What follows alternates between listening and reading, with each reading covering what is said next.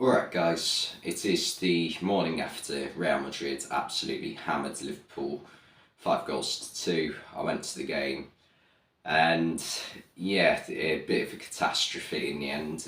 Liverpool went 2-0 up obviously through Darwin Nunez and Mo Salah. I didn't see that coming at all, to be honest. Liverpool going 2-0 up so early on, especially considering how Liverpool have been such poor starters to games for the majority of the season.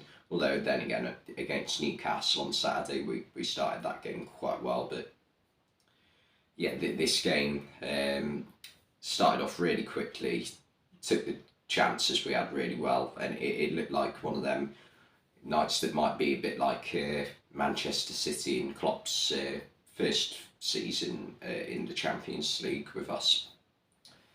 And yeah, it didn't turn out to be that way. As you can tell, I'm absolutely knackered.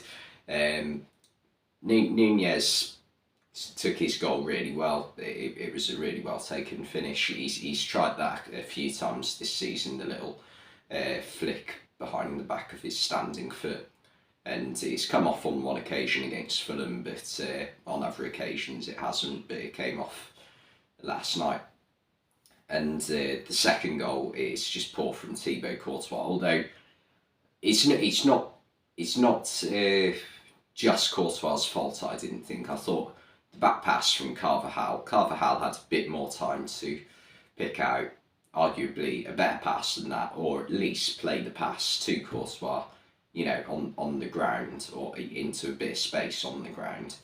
Because when it's like that and Courtois' got to take 2 touches just to control it, Salah is always going to, rush on to Courtois and put him under pressure. And luckily for Salah, Courtois takes a poor touch and puts it straight into his path.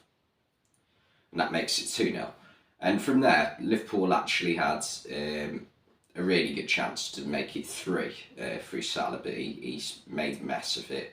And Nunez couldn't quite, get it to himself quick enough before the defenders sort of smothered it on the line. And Salah also missed another good chance. In truth, Salah should have scored more than one goal in that first half, or first 15 minutes anyway. But Real Madrid responded well. They didn't lose, their heads. They didn't lose their heads at all. They remained calm. That obviously so many players in that team have been in tough situations before for Real Madrid in Europe and have come back from it. So I think having that experience definitely helped them. When you look at some of the players in that team and how many games they've played in European competition, the likes of Modric, Benzema, David Alaba, Thibaut Courtois, Dani Carvajal, these are players who've probably won the Champions League like 4 or 5 times. So that they were never gonna lose their heads at all, and that they got one back through Vinicius. Now this goal, it's a brilliant goal from Vinicius. Don't get me wrong, but I think the defence of Liverpool can be questioned. I think no one really got tight enough to Vinicius. I think Joe Gomez could have got tighter, and Jordan Henderson sort of is blocking Vinicius's path, but then sees the run that Benzema's making and goes to block Benzema or block that potential pass off. And I think he failed to realise that Vinicius was the bigger threat in that situation. If the ball goes to Benzema, I think he still has time to close down Benzema as he's taking a touch, unless Benzema hits it first time. So I think it's just poor from Liverpool in terms of putting the attacking players under pressure in that situation. And the second goal, the equaliser for Vinicius again, I mean, it's just the shocker from Alisson, really. There's no 2 ways around it. He has one of these every season, Alisson. He's a brilliant goalkeeper, but that's the one thing with him, that once or twice a season that he is going to drop a clanger. So, it's just unfortunately happened on probably the biggest night of the season so far for Liverpool. So yeah, that was unfortunate.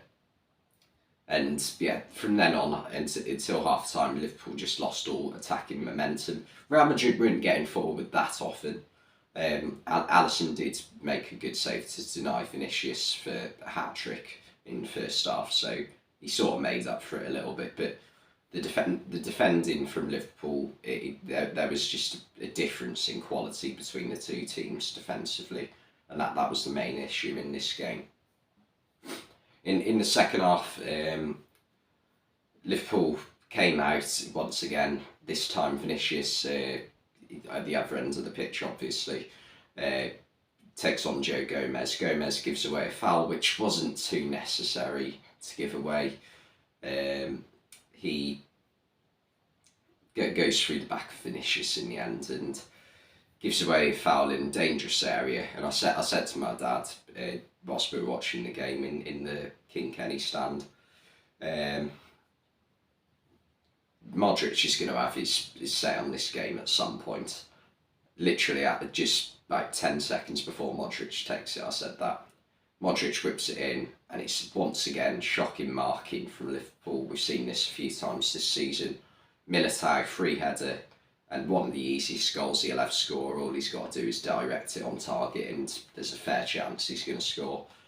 So not good enough from Liverpool as a whole that time in terms of picking up players and positioning, because I understand that man marking has become a bit outdated in football now, and zonal marking is the preferred option, but I think when a free kick is in that position and it's so close to the box, it's about a yard outside the box, out wide. Zonal marking, it's a big risk because of the amount of pace and power Modric can just put the ball into that box with, and he can just put it anywhere he wants. And if he hits it hard enough, this is going to be, it's going to be a struggle for Liverpool to get on the end of it. And Liverpool didn't cover up the spaces too well enough. They didn't spread themselves out enough, covering all areas in that box. So, yeah, when you got someone as technically gifted as Modric taking the free kick as well, not a good idea. So I think Liverpool were architects of their own downfall in some stretch there. So, yeah, not good enough from Liverpool. And yeah, throughout the entire second half, Liverpool just never got going in attack. Nunez and Gakpo. Nunez, after his goal, wasn't too involved in this game, which is quite rare for him. And Gakpo, I thought, had a really good first half, but I think with the rest of the team, he sort of went out of the game sort of after Liverpool lost their momentum. And yeah, that was the main problem. Liverpool just couldn't get going again once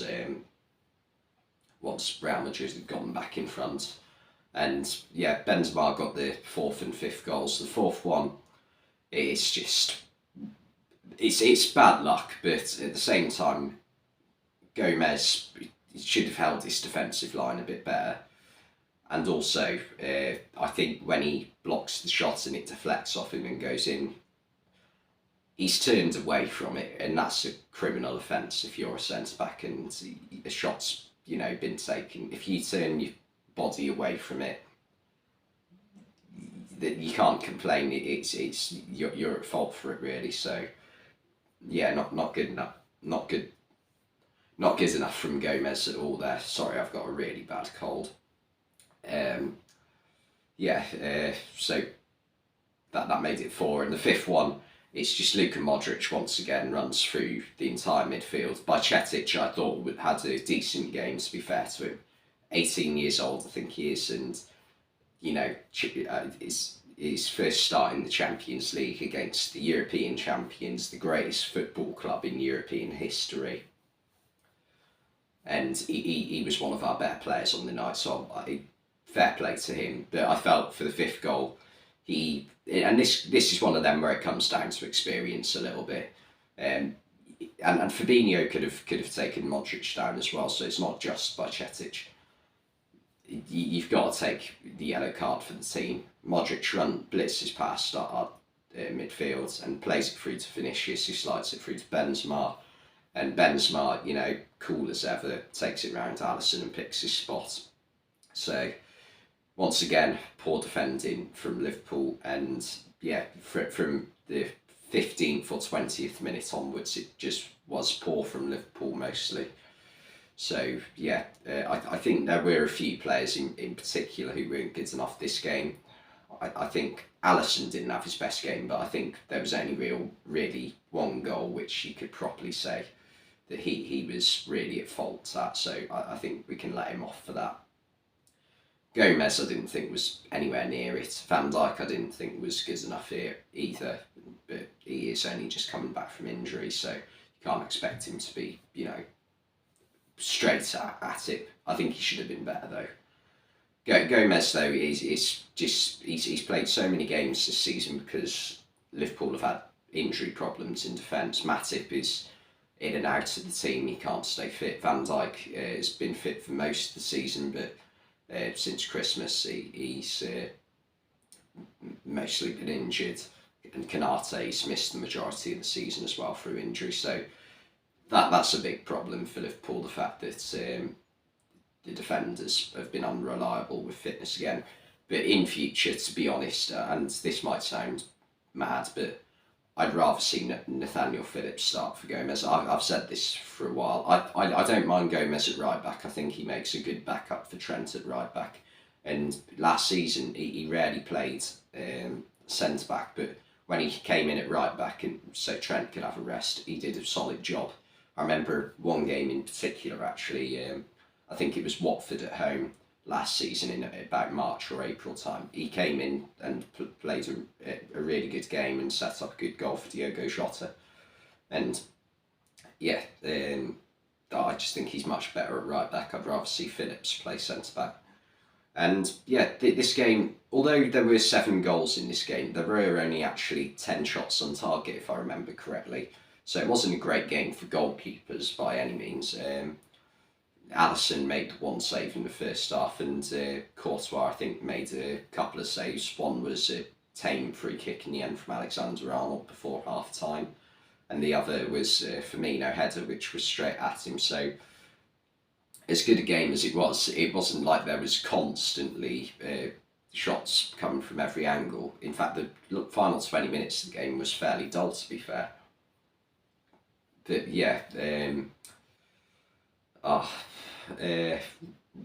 Madrid were just better. That's the end of the story, really.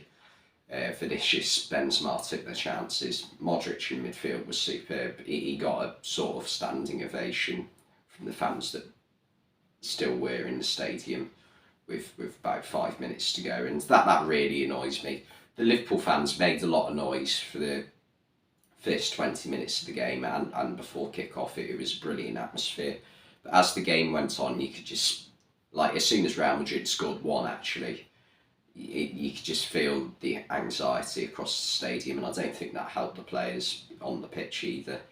And as well, what really annoys me is when the stadium's half empty at 2 minutes before half time, because everyone's more interested in getting a half-time coffee than they are in actually supporting their team, and that really annoys me.